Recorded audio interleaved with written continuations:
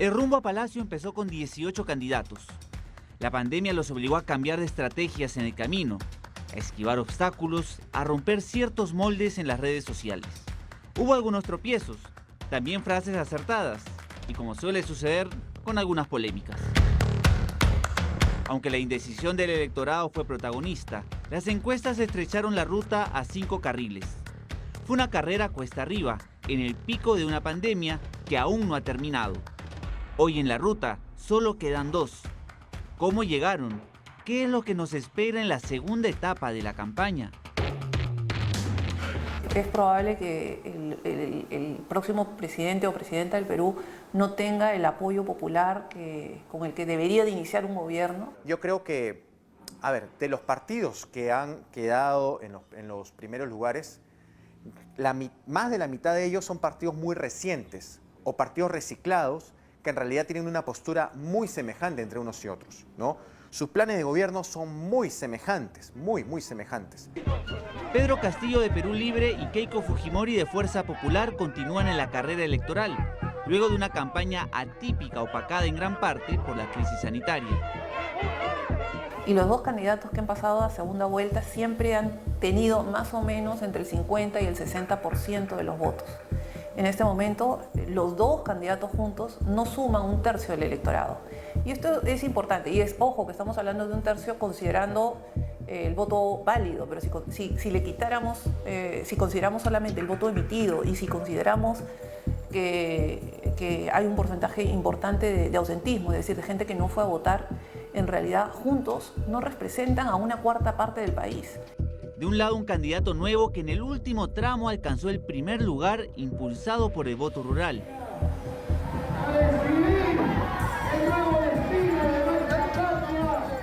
La última encuesta que Datum publica, por ejemplo, Pedro Castillo aparece con 3.7, es decir, de estar en el grupo de los otros, tiene una subida importante, y el mensaje fue: cuidado que está subiendo Pedro Castillo, y él tuvo en los últimos días un trabajo de base, es decir, no fue una campaña diferente, a diferencia de los otros candidatos que estaban realizando campañas en medios de comunicación, en redes sociales. Este es un candidato que estuvo en la calle. La izquierda socialista, aquí está.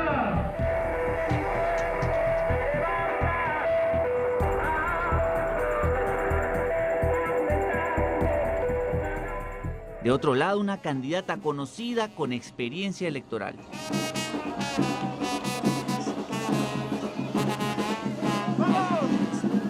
Sorprende en parte, sí, que Keiko Fujimori, hija del expresidente Alberto Fujimori, otra vez esté, digamos, en una segunda vuelta.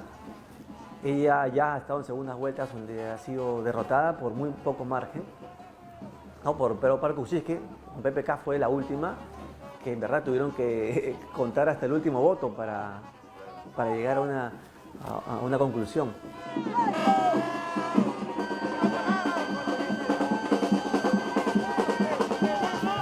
Uno de izquierda, otra de derecha. Entre ambos, ciertas similitudes y algunos cuestionamientos. Tanto Keiko como Castillo pueden tener enormes similitudes. En torno al tema del enfoque de género, no hay ningún tipo de miramiento en esto. En torno a la defensa de la familia, en torno a la crítica al aborto, en torno a la expulsión de los venezolanos del país, en torno a la mano dura y el crimen, en torno a una educación que pueda asimilar a la SUNEDU como un proceso justo y necesario para una mejor educación, en torno a una educación básica y la meritocracia de sus profesores. Entonces, todos elementos parecen ser muy similares entre unos y otros. A ambos les espera un tramo largo hasta el 6 de junio. Habrá debates, alianzas, quizás polémicas e ideas enfrentadas. Pero para entender cómo llegaron al duelo electoral, es importante saber lo que nos ha dejado la primera vuelta. Vemos prácticamente lo mismo, ¿no? Que es un intento de entre los problemas de siempre, ¿no es cierto? Y algunas cuestiones muy vinculadas a la coyuntura actual, como la vacuna, ¿no? La epidemia, la pandemia, pero en términos de propuestas, yo creo que no hay grandes novedades. Debemos preguntarnos si los partidos políticos están cerca de la ciudadanía. ¿no? Y debemos preguntarnos qué están haciendo para escuchar a los ciudadanos y cómo ese diálogo con los ciudadanos se refleja en propuestas y planes de gobierno, en propuestas de campaña, ¿no? Entonces, ahí en el estudio que realizó la Asociación Civil Transparencia con el apoyo de IDEA Internacional y en conjunto con el Instituto de Estudios Peruanos, se señalaba que salud, educación y reactivación económica asociada al empleo eran los temas que preocupaban a los peruanos y peruanas. Vacunación, impuesto a la riqueza, cambio de constitución. Fueron algunos temas de la campaña debatidos entre ataques y pullas entre los candidatos. Las postas y los centros de salud. Hoy más que nunca, el Estado tiene que estar lo más cerca de la gente que necesita salud. Porque efectivamente a veces la policía chapa el choro, pero el Ministerio Público lo termina soltando. Por eso nosotros vamos a proponer primero la creación de fiscalías especializadas en la investigación de bandas criminales. Pero si es que las iglesias, los gobiernos regionales, los gobiernos, los municipales y la empresa privada quiere participar vacunando de manera gratuita, nosotros lo haremos. Mientras sale la familia adelante en un cartel pidiendo justicia, clamando justicia, valga la redundancia, y el delincuente sale por la puerta falsa. Lo que tenemos que hacer es que estos delincuentes reincidentes tenemos que llevarle a construir puentes, carreteras, las cuencas hidrográficas para hacer más efectivo nuestros desiertos. Entonces, de esa forma, tenemos que aumentar el presupuesto. No hay otra salida. En estos momentos, por ejemplo, la irresponsabilidad de hacer el Asunedo y cerrar las universidades sin ningún tipo de control. Imagínense, ¿quién se ha perjudicado? Los estudiantes, los padres de familia que tanto esfuerzo hacen para mandar a sus hijos a las universidades. La población, y si vemos el resultado, lo que ha manifestado en las urnas es cansancio, desconfianza, desgaste de la clase política. Entonces la gente no quiere repetir los últimos 5 años. Y los últimos 5 años, ¿qué ha sido para la población? Ha sido enfrentamiento permanente entre dos poderes del Estado.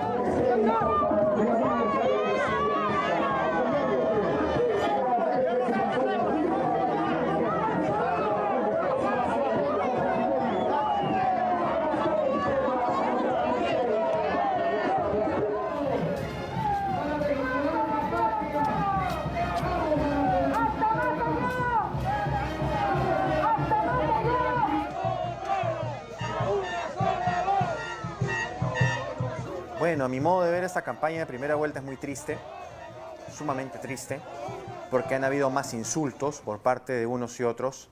Es más, uno de los candidatos que más insultó y que menos planteó, menos presentó a la población terminó siendo uno de los más votados, lo cual me sorprende profundamente. Es triste porque más que propuestas de desarrollo, de crecimiento del país, se ha entreverado, se han mezclado nociones ético-religiosas muy importantes para muchos de nosotros, pero que a la larga no tiene un impacto verdadero sobre lo que representa el país en su futuro.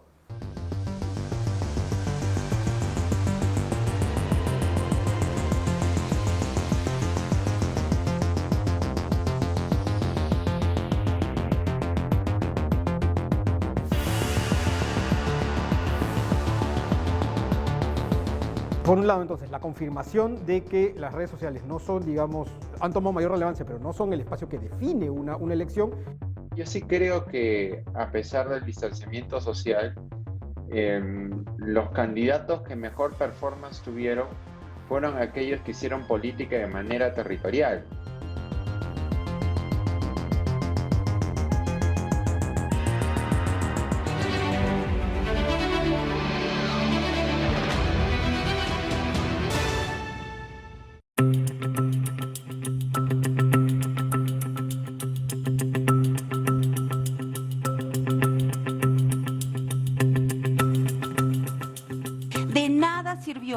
El esfuerzo de millones de peruanos de quedarnos en casa cuando los gobiernos a cargo no repotenciaron el sistema de salud. ¿Y qué es lo que está ocurriendo? Las personas que han perdido su chamba no están en sus casas, están en las calles, están trabajando y se están contagiando. En el marco de una nueva constitución hecha a través de una Asamblea Nacional Constituyente, tenemos que rescatar que la salud tiene que ser un derecho constitucional, que deje de ser un servicio para sacar adelante a un país en igualdad de condiciones, igualdad de oportunidades.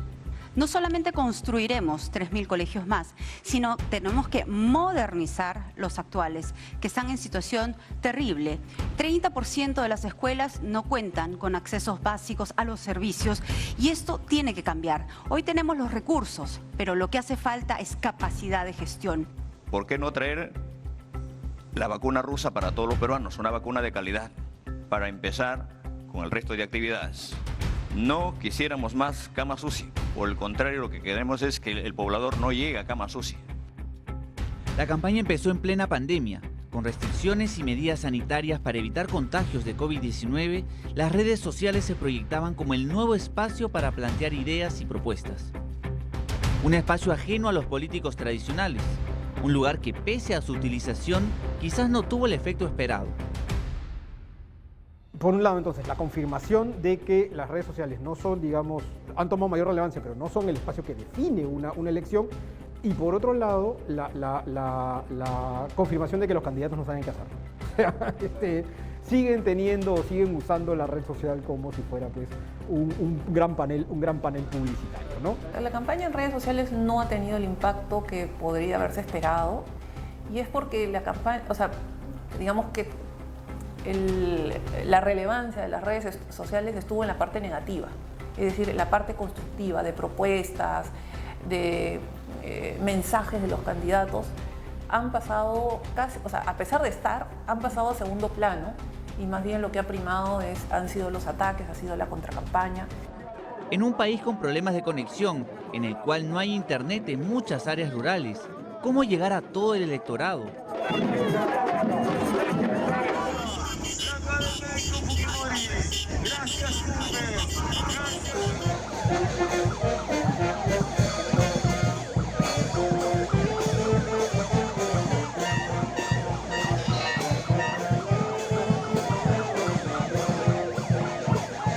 Las redes sociales siguen siendo una burbuja y una cámara de eco donde constantemente reafirmamos nuestras creencias, ¿no? Si yo soy un seguidor de no sé, pues de X partido, no voy a decir nombres, de X partido, y todos mis amigos también son gente de X partidos y demás, voy a tener la sensación de que el partido X está subiendo en las encuestas, está mejor, que mi candidato es el mejor y demás, ¿no?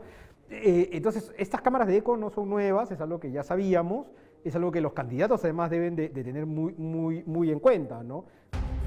Según expertos en marketing digital, en las redes sociales los usuarios eligen qué información consumir, es decir, cada uno ve lo que quiere ver.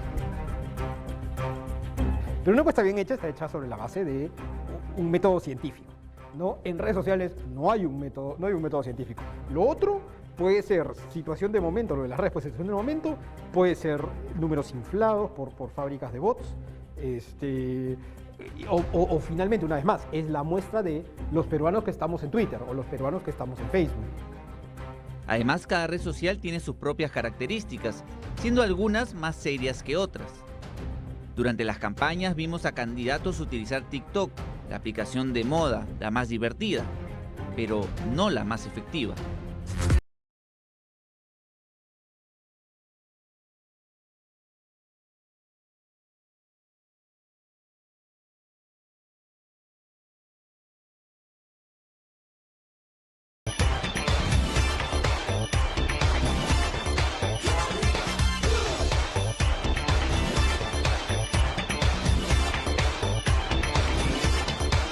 Queremos invitarte a construir un nuevo camino.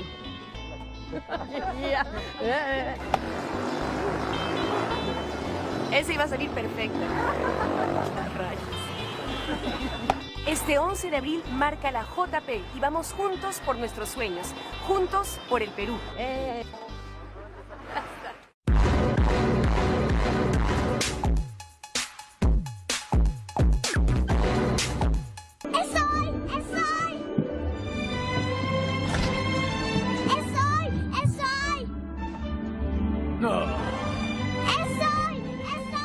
No siento que realmente o sea, les da un impulso publicitario. Sí, ok, los chicos ven al candidato, etcétera, pero lo siento forzado, ¿no? O sea, desde mi punto de vista es un poco forzado porque es como que ya, ok, yo trato de ponerme, soy un señor de 60 años y trato pues de vestirme como un chico pues de 15 o de 16. Se nota, se percibe que no es tu lugar, no es tu sitio. Entonces sí, desde el punto de vista de que, ok, me va a dar impacto, me va a dar repetición, sí me va a dar repetición.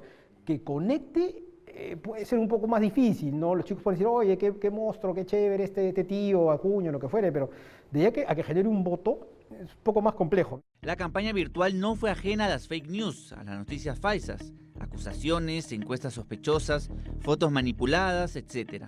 La desinformación a la orden del día, sin mensajeros reconocibles, pero con usuarios vigilantes. Si vemos los últimos 2 meses de fakes, no solamente relacionados con la campaña, sino con temas conexos a la campaña, como las vacunas y una serie de situaciones adicionales, creo que sí ha habido capacidad de la gente para organizarse y desarmar los fakes.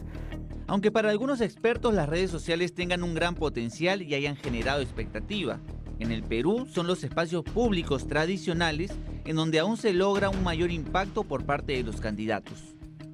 Yo sí creo que a pesar del distanciamiento social, los candidatos que mejor performance tuvieron fueron aquellos que hicieron política de manera territorial. Keiko, Castillo, ¿no? Éxito relativo, porque también hay que decir que estos porcentajes en otras elecciones no te alcanzarían. Pero claro, Castillo hizo una campaña bastante territorial, una política clásica, ¿no? Llegaba primero a los distritos rurales y luego se retiraba. Luego, cuando comenzó a llegar a las grandes ciudades, hacía mítines improvisados, se juntaban miles de personas alrededor hasta que llegaba la policía y los corría, ¿no? Tenían grupos muy activos que llamaban a las radios regionales, ¿no? Estas radios locales que tienen un papel muy importante en la vida del mundo rural, ¿no? La gente se entera de las noticias por la radio a las 4 o 5 de la mañana. Entonces, son factores complejos estos los que, claro, como estamos acostumbrados a, digamos, a poner el ojo en lo que sucede en Lima, estos factores escapan a esta comprensión.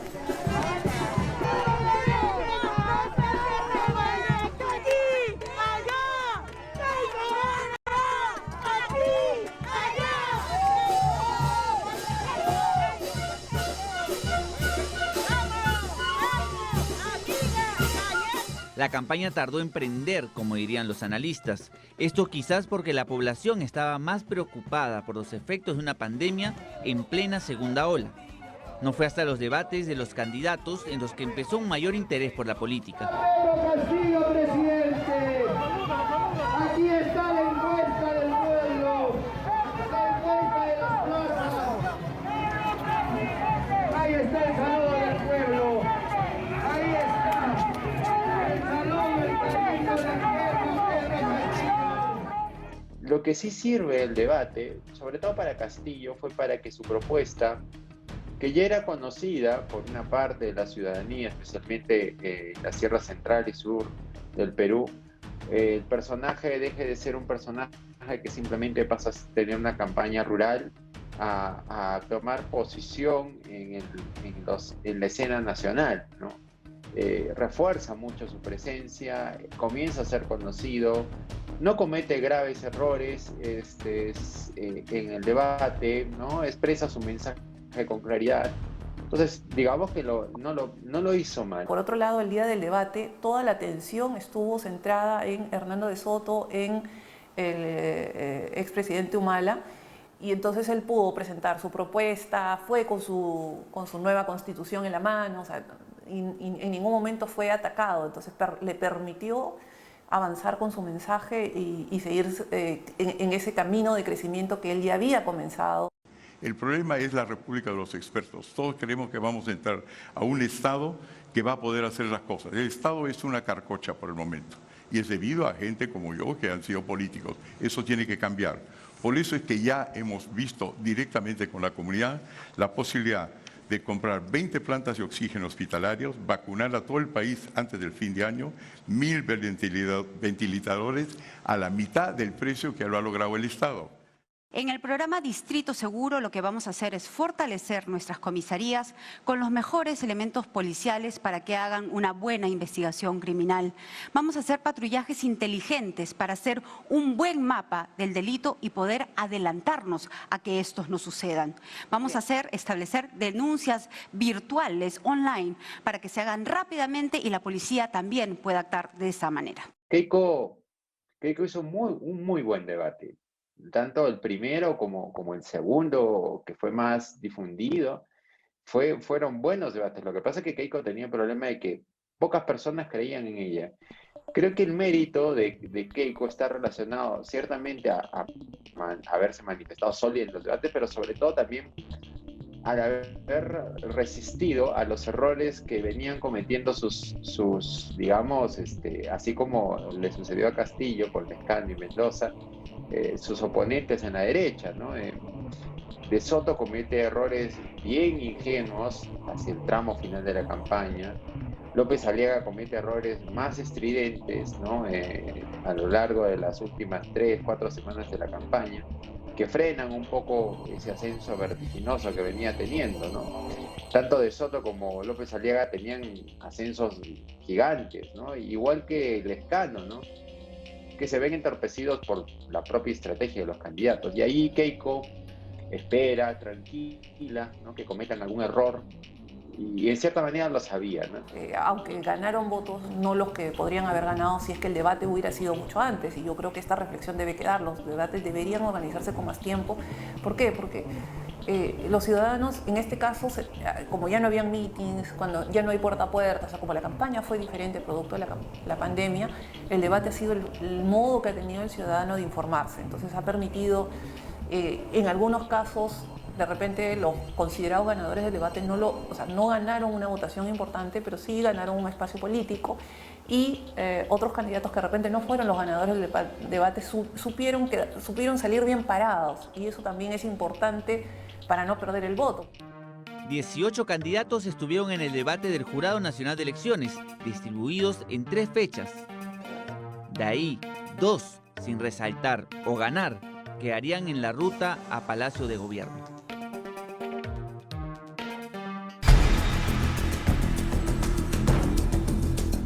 Yo creo que en buena medida el fenómeno Pedro Castillo tiene mucho que ver con una población que puede estar sumisa, subordinada y callada durante 5 años.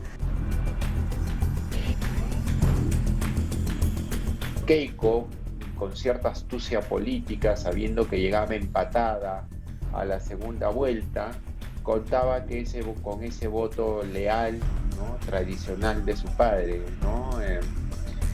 Y creo que el voto terminó volviendo.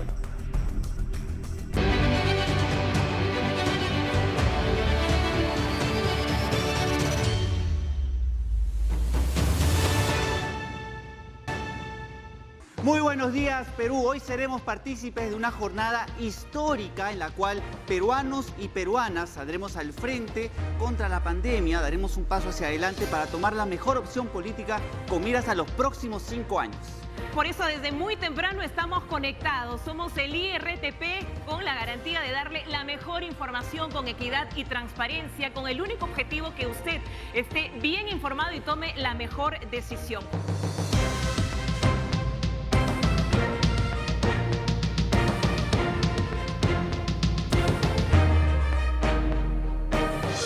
Luego de debates, campañas, entrevistas y una gran expectativa, llegó el día en que 25 millones de peruanos asistieron a las urnas. Cerca de 300 periodistas de TV Perú pusimos el hombro en una jornada histórica.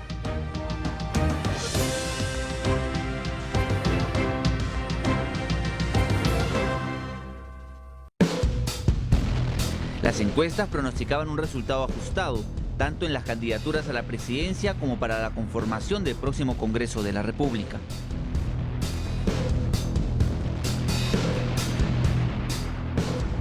Entre protocolos de bioseguridad, con una aplicación de horarios y voto escalonado para evitar aglomeraciones, inició la jornada electoral.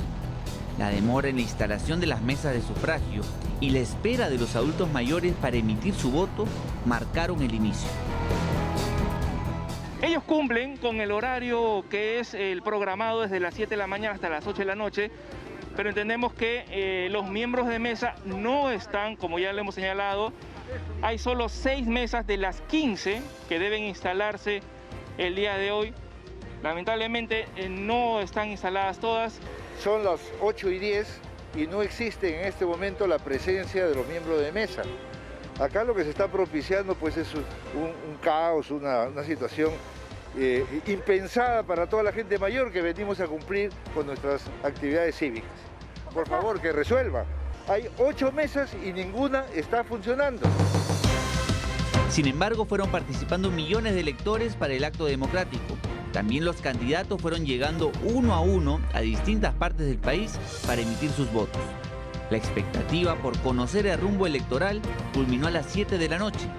El flash electoral marcó sorpresas. Entonces, en este boca de urna, Pedro Castillo es el candidato. Estos son votos válidos, ¿no? 16.1 encabeza este sondeo.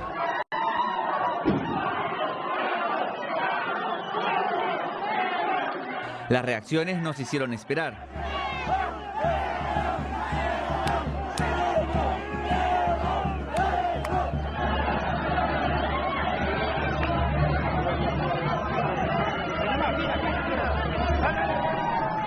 En primer lugar, agradecerle al pueblo peruano. Esta es una expresión del pueblo.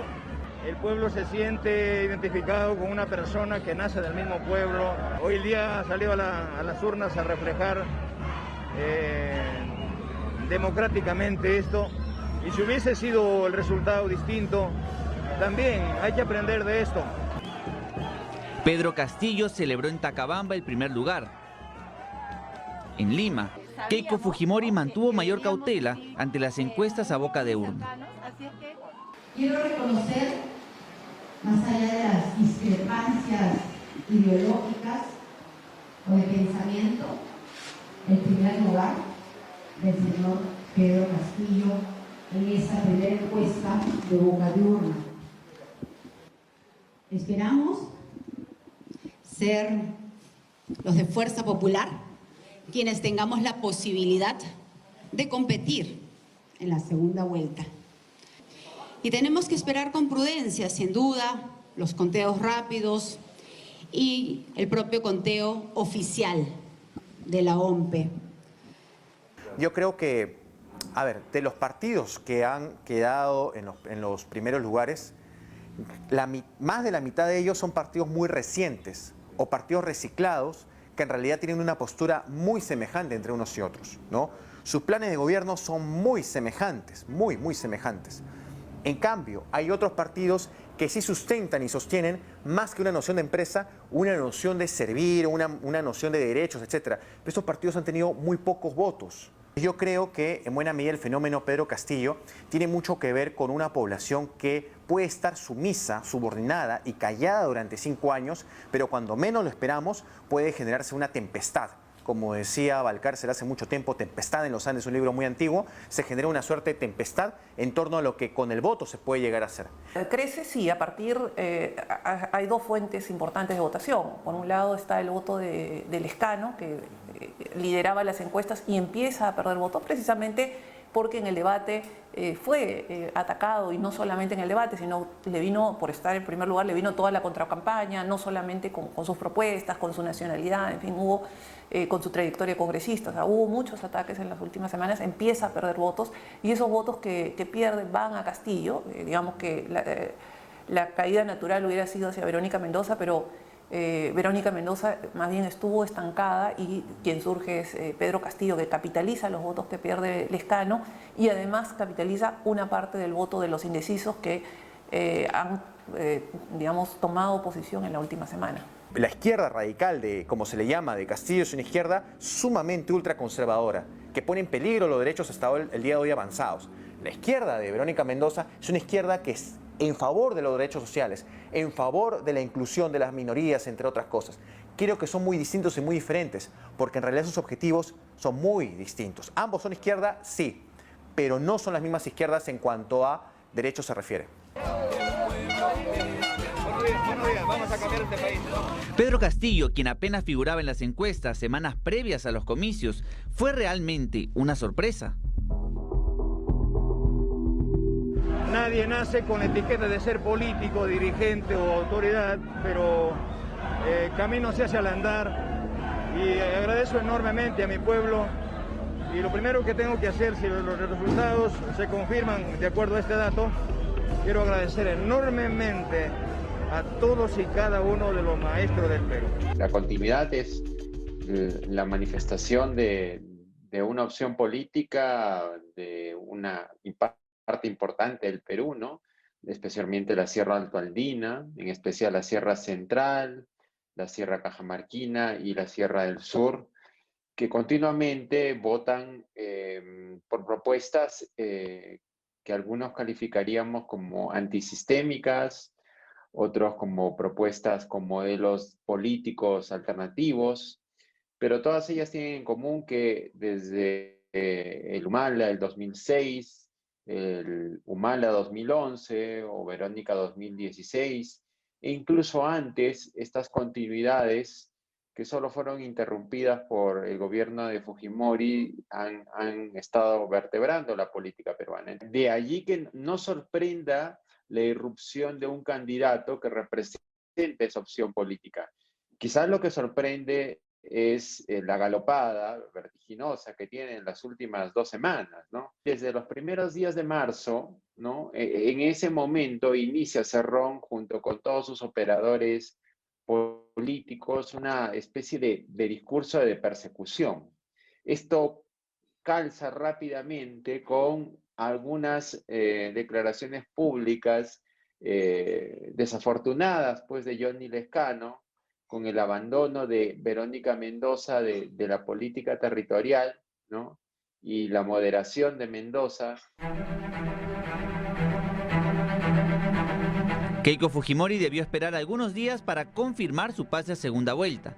Su candidatura, que no tenía respaldo de los 2 comicios anteriores en los que participó, parecía no ser suficiente. Sin embargo, la candidata de Fuerza Popular ha mantenido el voto duro, el voto del fujimorismo, que según expertos también tiene una gran presencia en las zonas rurales. El compromiso va más allá de la elección. El compromiso va más allá de nuestro partido político. Aquí el compromiso es por nuestros hijos, por el presente y el futuro que queremos construir. Muchas gracias. ¡Viva el Perú!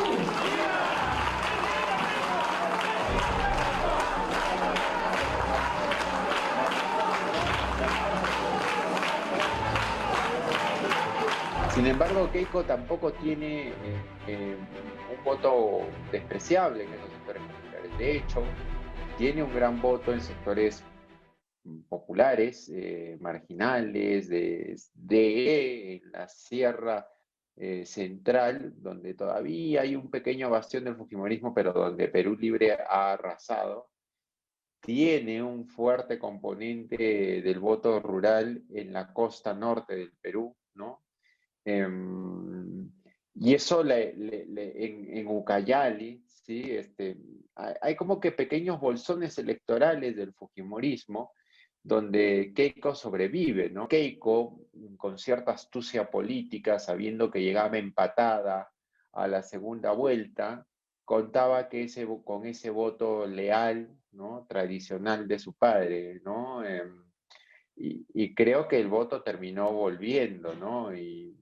Y vamos a ver, yo sí creo que ha habido un fuerte... Es verdad que el voto rural no es comparable en la magnitud al voto urbano, no es comparable, pero en una campaña tan finita como la que hemos tenido, sí ha inclinado la cancha en favor de Keiko con respecto a sus oponentes. Queda claro que Castillo le saca mucha ventaja todavía. No, yo creo que se junta esta percepción tan generalizada, digamos, de haber sido, digamos, una de las fuentes principales, si no la principal, de la inestabilidad política, ¿no? De esta actitud más bien obstruccionista con el Ejecutivo, que finalmente redunda en contra del país, ¿no es cierto? Es el mismo Estado peruano no puede funcionar bien si el legislativo, la mayoría del legislativo empieza a, no solamente a enfrentarse al Ejecutivo, sino a bloquear varias de sus iniciativas, ¿no? Entonces, creo que sí, creo que está, digamos, pagando un poco lo que fue la decisión que ellos tuvieron cuando perdieron las elecciones.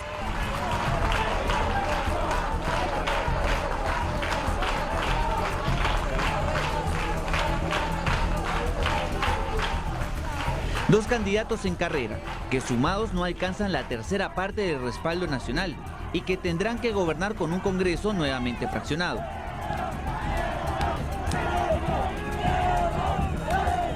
Creo que los partidos y los candidatos tienen que hacer esfuerzos para traducir sus ejes de trabajo en la mejora de vida de la población.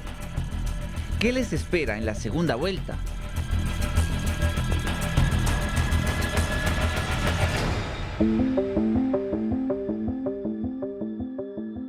Sigue el fenómeno de partidos políticos, entre comillas nuevos, porque a veces son también respaldados por partidos que también están ya con una trayectoria, ¿no? Van cambiando de nombre, Podríamos repetir, digamos, una experiencia parecida a la anterior, ¿no es cierto? Cierta confrontación ejecutivo, legislativo, cierta dificultad para ponerse de acuerdo.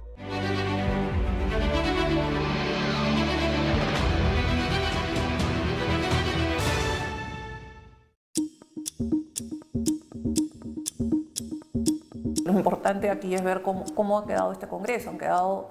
Es un Congreso, como lo anticiparon las encuestas, fragmentado, con probablemente 10 agrupaciones políticas podrían estar pasando la valla electoral. ¿Y eso qué implica? Implica que nuevamente el tema de gobernabilidad y el tema de relación ejecutivo y legislativo va a estar en la lupa los próximos 5 años. Luego de 5 años marcados por crisis política, hoy los peruanos estamos a medio camino para elegir al próximo presidente o presidenta con miras al bicentenario. Pedro Castillo o Keiko Fujimori, Keiko Fujimori o Pedro Castillo. De 18 a 2 opciones. La segunda vuelta electoral es parte de la historia reciente de los procesos electorales de nuestro país. Se implementó en la Constitución de 1979, pero entró en vigencia en 1985. No sería hasta los comicios de 1990 en que los peruanos por primera vez regresarían a las urnas para elegir entre 2 candidatos. En aquella ocasión, entre Alberto Fujimori y Mario Vargas Llosa, unas elecciones que marcarían un hito. Usted admitió haber tenido una experiencia juvenil de consumo de drogas. Eso es gravísimo para quien pretende ser candidato a la presidencia de la República. El adversario no es tan buen samurái como parece en las fotografías. Creo que sus golpes de sable no dan en el blanco. En estos años de los 90 ocurre ese fenómeno de una especie de caudillo, ¿no?, que reemplaza al partido muchas veces. Tanto así que a veces los partidos que se van a fundar tienen el nombre del candidato, ¿no?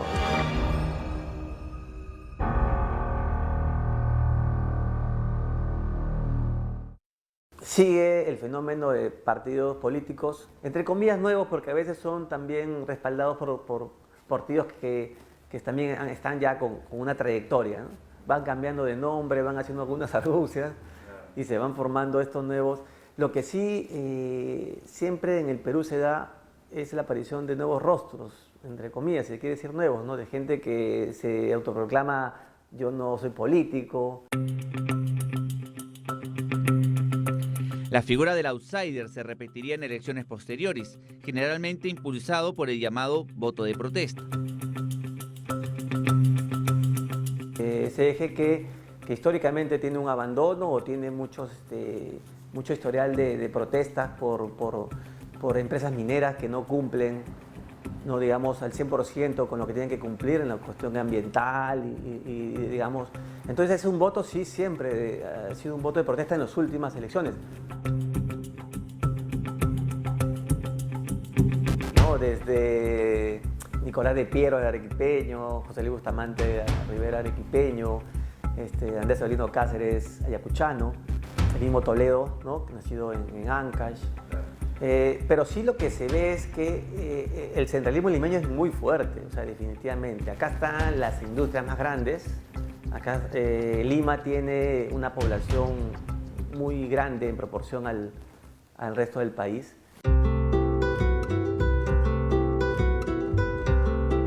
Pedro Castillo encarna en esta oportunidad la figura del outsider, que se ha visto en otras segundas vueltas electorales.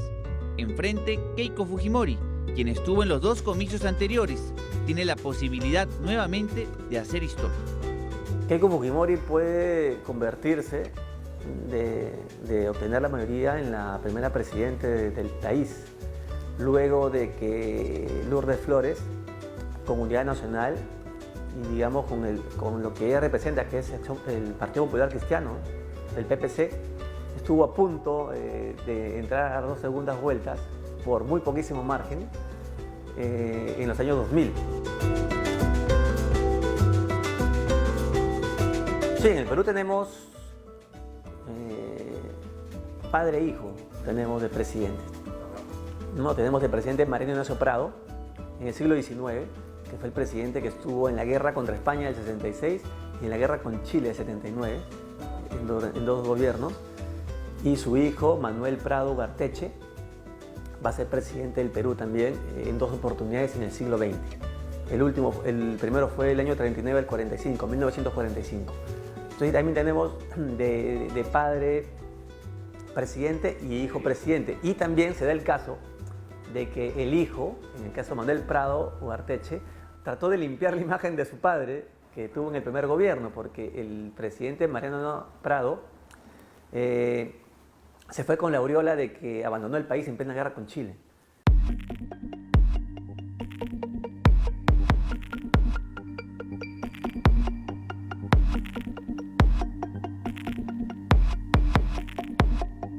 Para algunos especialistas, la segunda vuelta es un nuevo camino, con nuevas estrategias y ajustes en la campaña.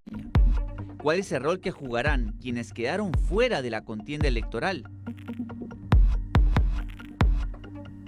Pero hay que tener mucho cuidado, ¿no? Porque también las alianzas en el Perú son vistas como repartijas y también puede ser un riesgo, ¿no? Que se está negociando debajo de la mesa y los peruanos están hartos de que se negocie debajo de la mesa pensando en los intereses propios y no los intereses del Perú, ¿no? O sea, no es que, digamos, 2 candidatos hacen una alianza y el candidato viene con todos sus votantes. En realidad, los políticos en el Perú no tienen esa capacidad. No endosan votos. No. Para el Congreso ya no hay segunda vuelta. La decisión del pueblo está tomada. Podríamos repetir, digamos, una experiencia parecida a la anterior, ¿no es cierto? Cierta confrontación ejecutivo-legislativo, cierta dificultad para ponerse de acuerdo. Entonces creo que esa es una de las grandes cosas que en este minuto, bueno, estamos más preocupados por quién va a ganar, ¿no es cierto? Pero creo que en realidad hay que empezar a pensar sobre eso, ¿no? Y empezar a levantar esos temas y a planteárselos a los que van a estar en el Congreso y a los que van a tener posibilidades de influir en esas relaciones o acuerdos políticos, ¿no? Creo que van a ser 5 años en principio complicados. Ni Castillo ni Fujimori tendrán mayoría en el Congreso. En plena pandemia, tras crisis políticas consecutivas en el último quinquenio y con un respaldo no tan alto en la primera vuelta, los candidatos a la presidencia afrontarán esta segunda vuelta. Creer que nosotros podemos tomar una fotografía a partir de una muestra en un país tan desigual, tan fracturado y tan alejado en zonas rurales, entre otras, pues es un tanto iluso y es también muy peligroso considerando que está en este contexto las elecciones por definir y decidir quién es que nos va a gobernar en este país. Es probable que el próximo presidente o presidenta del Perú no tenga el apoyo popular con el que debería de iniciar un gobierno. Sin embargo, pasada la segunda vuelta, se renuevan las expectativas, las esperanzas, es decir, ahora vamos a vivir las próximas o casi 2 meses de polarización, de confrontación. Van a ser 2 meses que creo que van a ser muy difíciles para los peruanos, pero pasado eso, quien gane debería generar la esperanza, la expectativa de cambio, que al final es lo que están reclamando los peruanos. De cara al Bicentenario queda un último tramo para conocer al próximo gobernante. El rumbo a Palacio se acorta en tiempos en los cuales el despertar de la esperanza y la fuerza dependerá en gran parte de la decisión de todos los peruanos.